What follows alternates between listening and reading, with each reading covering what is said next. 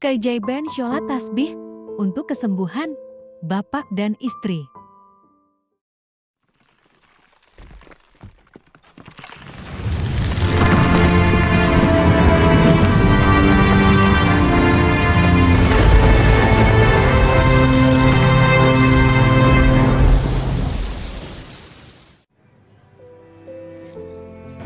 Assalamualaikum warahmatullahi wabarakatuh. Bertemu kembali dengan cerita misteri Satria. Hari ini kita masuk ke episode 47 teman-teman. Tapi mungkin saya tidak cerita tentang hantu-hantu, cuman saya pengen bercerita tentang suatu keajaiban. Keajaibannya itu di tahun 2012.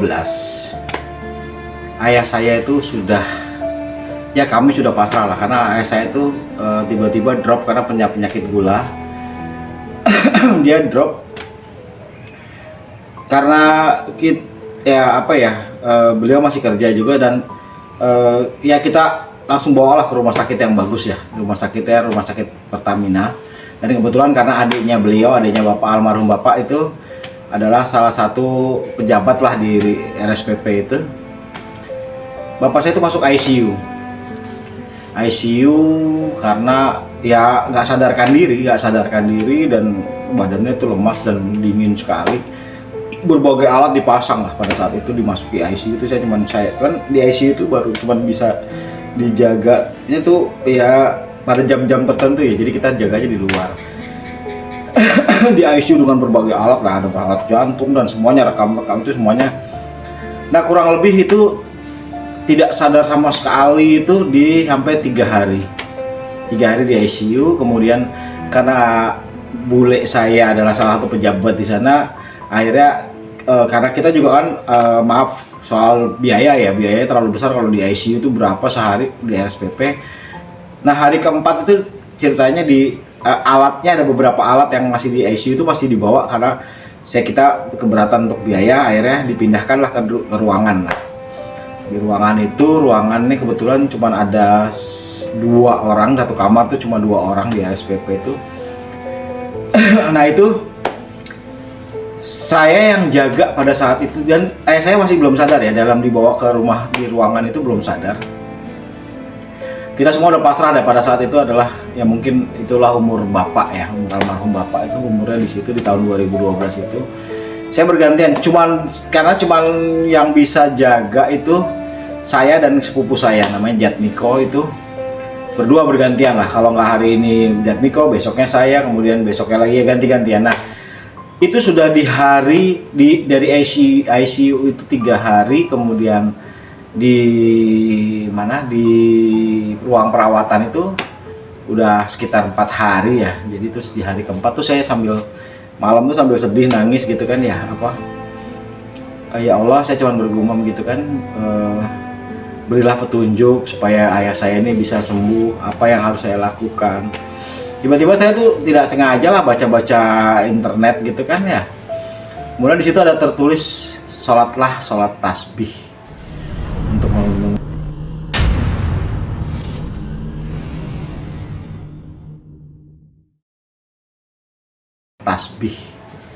untuk meminta permohonan sama Allah tuh, sholatlah dengan sholat tasbih. Kita wallahu alam, dan ada yang berpendapat bahwa sholat tasbih itu bid'ah dan lain-lain, kita nggak peduli lah. Yang penting saya waktu itu berpikiran bahwa apa yang saya harus lakukan, doa apa yang harus saya lakukan untuk ayah saya. Pada saat itu akhirnya saya putuskan untuk melakukan sholat tasbih di malam kelima. Di malam kelima itu saya sholat tasbih. Sholat tasbih itu 4 rakaat, 2 salam, dan setiap rakaatnya itu 75 tasbih ya, kalimat-kalimat tasbih ya. Subhanallah walhamdulillah wala ilaha illallah wallahu akbar la haula wala quwata illa billah ila aliyyil azim. 15 10 10 10 10, jadi totalnya 1 rakaat itu 75. Saya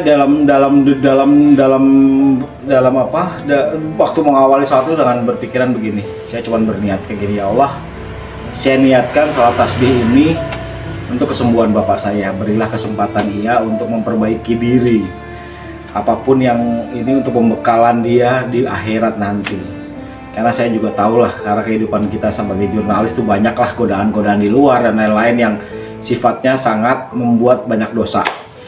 Nah, akhirnya Saya selesai tuh rakaat keempat, salam kedua, saya salam itu, alhamdulillah bapak saya manggil, sadar bener, bangun dan sadar, yuk manggil saya kan, panggilan saya adalah yuk, saya kaget juga, ya Allah.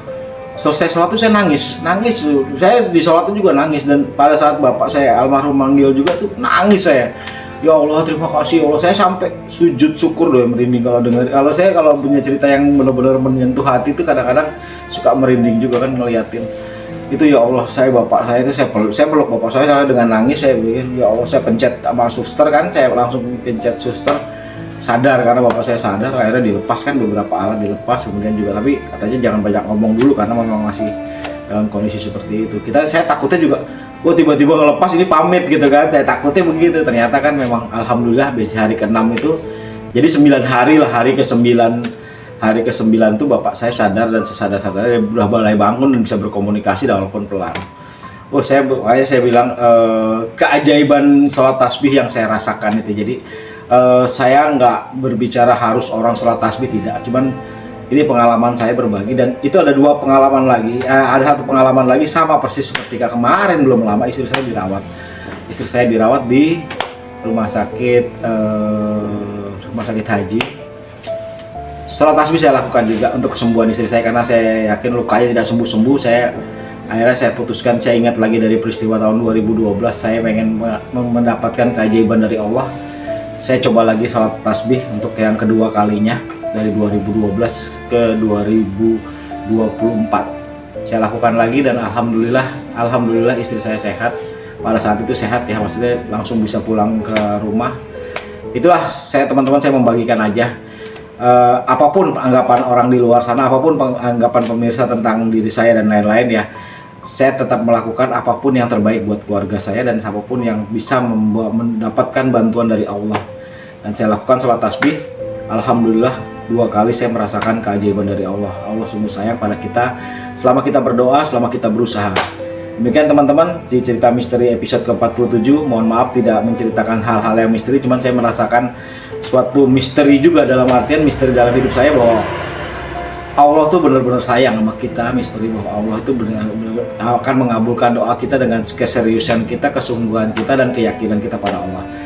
Jangan lupa tetap percaya pada Allah, berserah pada Allah, berdoa pada Allah.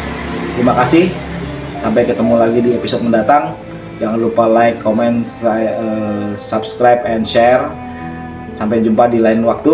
Wassalamualaikum warahmatullahi wabarakatuh.